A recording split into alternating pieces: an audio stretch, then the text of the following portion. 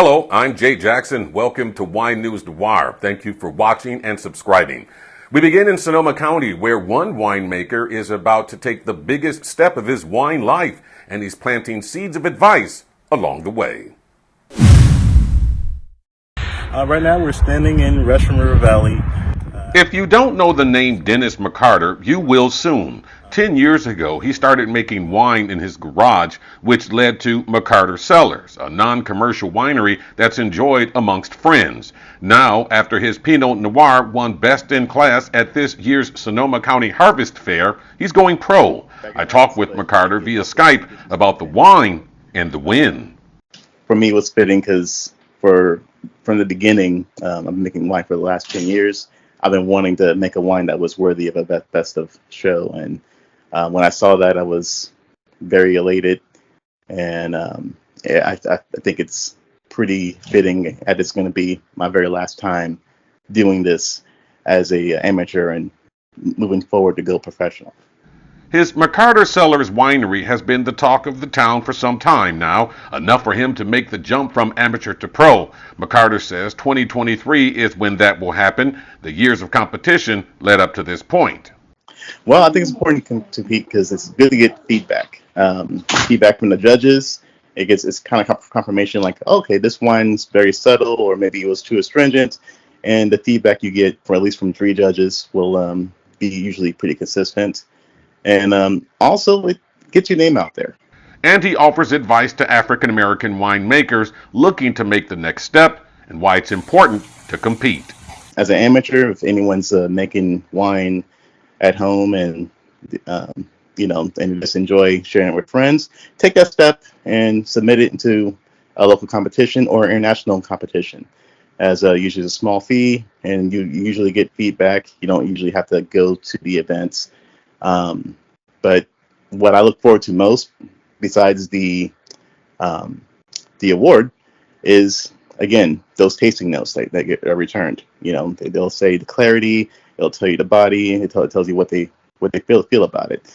And yes, sometimes you may get a judge that will critique extensively and say that was too harsh. But but it's feedback that I can take in for the next project. The next project will be a Sauvignon Blanc and a Pinot Noir, which will be McCarter's first bottles on store shelves starting next year.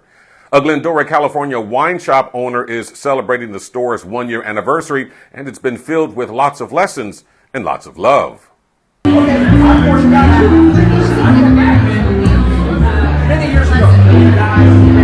It's a party 1 year in the making. Coco Vino Los Angeles celebrating the crucial 1-year milestone today with fine wine, fine people, and fine jazz.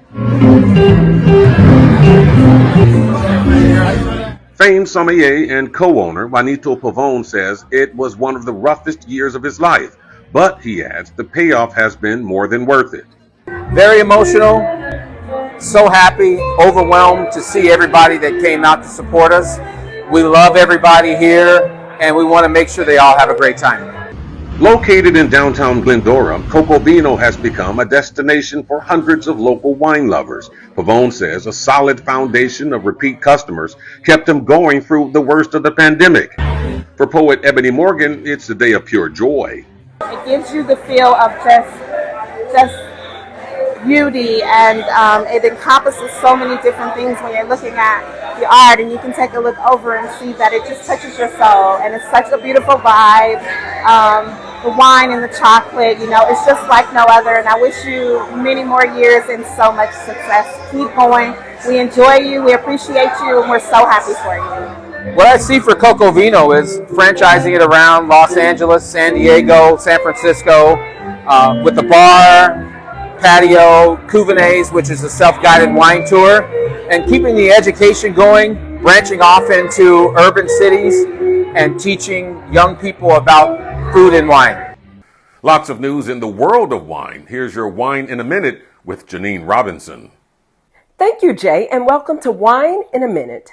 I'm Janine Robinson.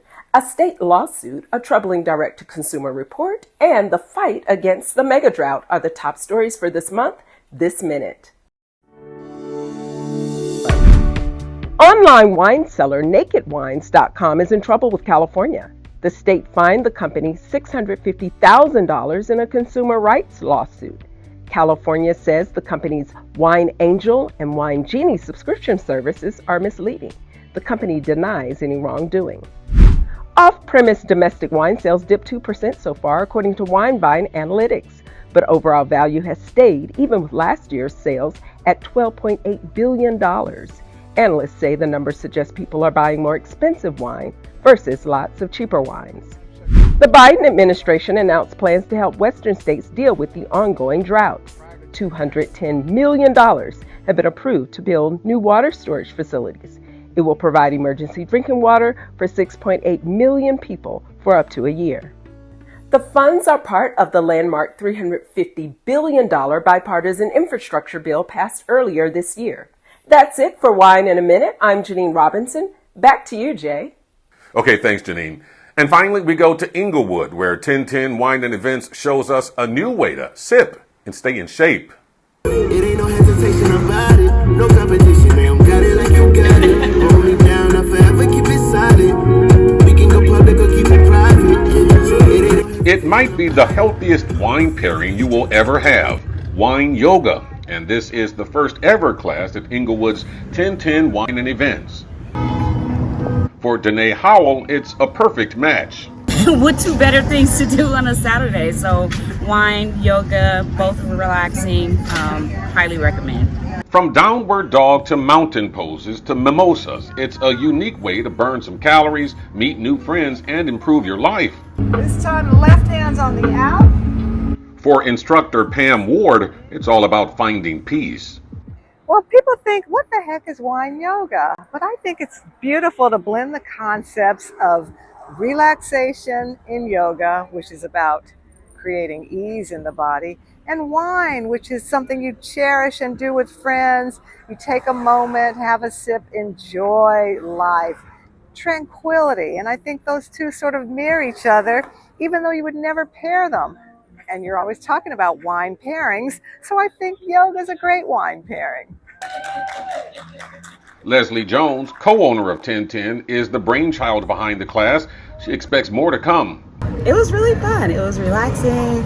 Had some sips of mimosas in between, so it was a good time. We will definitely do it again. People kept on asking us if we could make this a reoccurring thing, so the goal will probably be monthly, but we'll see. It was wonderful. There was a time when I thought I wasn't going to make it, and I think that was because of the champagne. But I made it. The instructor was amazing. It was fun to be out here with all these beautiful women and just like be able to relax, stretch, and again, get healthy. And judging from the turnout, this could be the start of something big. All right, looking good.